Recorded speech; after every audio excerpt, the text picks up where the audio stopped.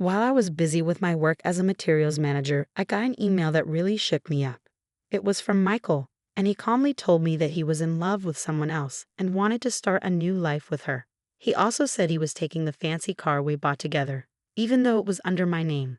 I begged him to think it over, but he didn't listen. Then he disappeared with his new girlfriend, leaving me with a big debt. It was a total shock for me, Ava, at 33, and our little family of 3, including our smart 12-year-old son, John. John's cleverness was evident from an early age, as he would have deep conversations and give thoughtful opinions on articles, which was quite different from Michael's inconsistent behavior. Even though Michael hadn't held down a stable job, he somehow managed to keep money coming in for the past 4 years, encouraging us to make lasting memories as a family. This led us to buy a camper van worth $388,000. However, because Michael couldn't meet the financial requirements, I ended up responsible for the loan. On the day we were supposed to get the camper, Michael sent an email saying he was taking it, leaving me to deal with the financial burden alone. When I confronted him, he confessed to having an affair and said he was leaving to start a new life. He even mentioned divorce, something we had argued about before. But now it was really happening, catching me completely off guard. Finding out about Michael's betrayal and then him disappearing, leaving me with a huge debt and no way to contact him, was devastating. I tried to reach him, but it was useless, and he never sent the divorce papers he promised. On top of that, we were still dealing with the $38,000 loan. In the midst of all this chaos, John's understanding of the situation made it clear just how much Michael leaving had affected us emotionally and financially. This wasn't just a tough situation, it was a harsh wake-up call to reality. I had to figure out how to move forward after being betrayed, all while making sure John was okay and dealing with this overwhelming debt. After dinner, John came up to me looking worried, his young face showing concern. "Mom, what's up? You haven't been eating much lately. Are you okay?" His worry made me stop for a moment. "Oh, I'm probably just a bit tired," I said, trying to brush it off. But John, wise beyond his years, said, they say when people lie, they look up to the right. Lying isn't good, Mom." Then he cautiously asked about Dad's absence, saying Dad hasn't been around for 2 days. Did something happen? His directness surprised me, and I felt like I had to tell him the truth about what was going on with our family. John reacted maturely, almost like he knew something was wrong even before I said it. He seemed to understand the situation with a wisdom beyond his age. Even though I could tell he was upset, I couldn't hide my stress in the following days. At work, during a training session, I suddenly couldn't stand up. I was overwhelmed by emotions and collapsed, feeling like I was being swallowed by darkness, while my colleagues expressed their concern around me. Waking up in the hospital, I was told I needed some serious medical tests. It hit me hard. Lying in that bed, hooked up to an IV, I couldn't help but cry. When John rushed in, looking really worried, I had to quickly wipe away my tears. He was scared, asking, "You're gonna be okay, right? You're not gonna die?" I reassured him that I was going to be fine, touched by his bravery and how grown-up he was acting even though he was just a kid. His concern when he mentioned his teacher calling about me being in the hospital reminded me of how strong I needed to be. Even though the doctors told me it was worse than I thought, having John by my side gave me a new determination to get better. I knew I had to recover, not just for myself, but for both of us. Going through all of this showed how strong our connection was and how we could face anything together with bravery and determination. When the doctor confirmed my worst fears and said I needed urgent surgery for a serious illness, it was like everything became a blur of medical appointments and treatments. As I recovered, a month had passed since Michael left. When I got home, I found a letter in the mailbox that made my heart sink. A demand for the car loan payment, which was supposed to be automatically deducted. The shock only got worse when I checked our bank account. What used to have $445,000 now had just $29.90 left.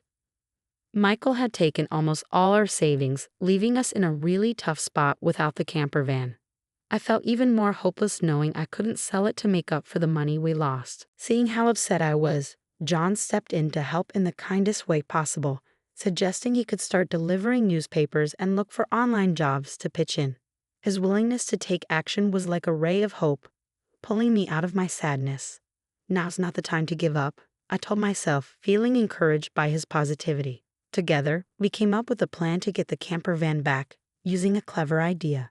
We could track its location using the GPS on John's phone, the one we got for him. It was a plan born out of necessity and John's smart suggestion, giving us a new direction. It was something we hadn't thought of before, offering a glimmer of hope in what felt like a hopeless situation. With the GPS app, we could keep an eye on where the van was, a crucial first step in our mission to get back what was rightfully ours. Going through this tough time had not only shown how strong we were but had also brought us closer together, all working toward the same goal. Worried about Michael possibly getting away with excuses, John's confidence was like a shining light. "Don't worry, Mom. I've got it covered," he said with a smile that put me at ease. I was amazed by his forward thinking and independence. Even when I was vulnerable and in the hospital worrying about everything, John had come up with a plan that was so smart. I couldn't have thought of it myself. His initiative showed not only how clever he was but also how well he understood what was going on. Even with Michael's new relationship, feeling empowered by John's clever plan, we decided to confront Michael, turning our tough situation into a learning experience for him. "We're stronger when we're together, and now it's time for us to take action," I said confidently, feeling like nothing could stop us with my son by my side. Just 3 days later, I got a call from Michael, sounding desperate for help with a police investigation related to our report of the stolen van. Without wasting any time, John and I rushed to Forest Park, where we found Michael looking stressed and surrounded by police officers. When we got there, I asked for a private chat and sent the police away for a moment. Michael seemed uncomfortable under our gaze and the stares of others around us. He quickly invited us into the van, where his girlfriend was sitting defiantly, but her presence didn't matter as much as what we needed to discuss. "Why are the police involved, Michael?" I asked, genuinely confused. "It's simple," I explained. "The van, which you thought you could just take, was reported stolen. It's under my name, not yours." Michael's belief that marital disagreements were exempt from the law was shattered by the reality of his actions. This wasn't just about getting back what was rightfully ours, it was also about showing Michael the consequences of his betrayal and recklessness. Our careful planning and John's smart thinking had completely changed the situation, proving that even when someone betrays you, staying strong and united can lead to justice and empowerment. Michael thought he could get away with breaking the law because he thought marital issues were outside its reach, but he was wrong. "Remember the divorce you wanted? That means we're not legally connected anymore. So you can't use a car that's registered in my name without my permission," I explained, correcting his misunderstanding. John had figured this out too, showing wisdom beyond his years. Michael tried to say he was just borrowing the car, but I wasn't buying it. "Is that right?" "Well, I need my car back now, please," I said, holding out my hand for the keys. Michael reluctantly handed them over, realizing he couldn't argue with the truth. Then John, a mix of curious and disappointed, asked, "Why did you choose her over us?" Michael stumbled over his words, while his girlfriend Sophia tried to justify their affair. But John's serious tone shut her down, insisting on an answer from Michael. When pressed, Michael reluctantly explained how their affair started and grew, leading to his decision to leave with Sophia, who was now pregnant, and the van. "Why take the van?"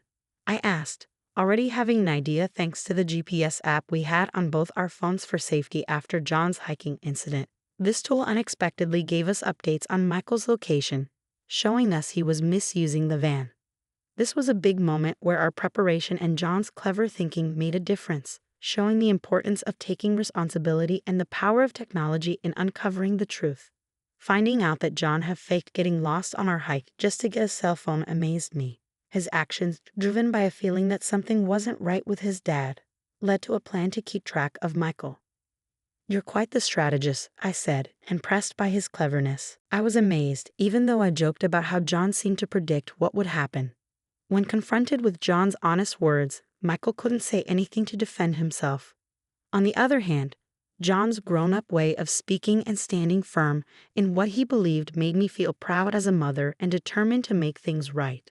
The fact that Michael had taken $45,000 from our account, money I had saved before we got married and during all the times when Michael couldn't keep a steady job, was especially upsetting. Realizing that divorcing Michael was a relief showed just how much he had betrayed me. Even though Michael tried to make it seem like taking the van and the money was just a small argument between us, I was determined to take legal action. Should I call the police now? John asked, ready to dial the number on his phone and bring in the authorities. Sophia, who had been listening in, panicked as things escalated, especially with her own parents arriving, angry and ready to confront her for her part in everything. When she tried to leave the van, her parents stopped her, yelling loudly. "I'm sorry, please don't be mad," she begged, hoping for some sympathy that wasn't there. I had taken the step to tell her parents about what was going on, prompted by John's visit to Michael's workplace while I was in the hospital. He had told them what was happening with our family, leading to an investigation that brought Sophia's parents into the picture. This confrontation wasn't just about exposing Michael and Sophia's lies. It showed how far John and I would go to make things right and protect our family. It proved how important it is to take responsibility for your actions and to stand up to those who try to deceive you, no matter how complicated things get. I sat down with Michael and recounted the whole messy story to them, explaining how we ended up in this situation. Things took a surprising turn when I questioned the timing of Sophia's pregnancy, pointing out some inconsistencies that suggested the baby might not be Michael's. Michael was shocked by this revelation, staring in disbelief as the truth sank in. Sophia tried to deflect, but tensions rose, leading to a heated argument between her and Michael as they each tried to blame the other. Their fight showed just how deep their deception went, and everyone there saw it. As the night went on and the police arrived with their flashing lights, Michael went back and forth between denying everything and admitting he was wrong, begging for forgiveness and promising to change. But John made a wise observation that real change is rare for those who keep making mistakes on purpose. I was determined to make sure Michael faced the consequences of his actions, showing that we wouldn't let him get away with what he'd done. We were committed to handling the aftermath with dignity and making sure justice was served.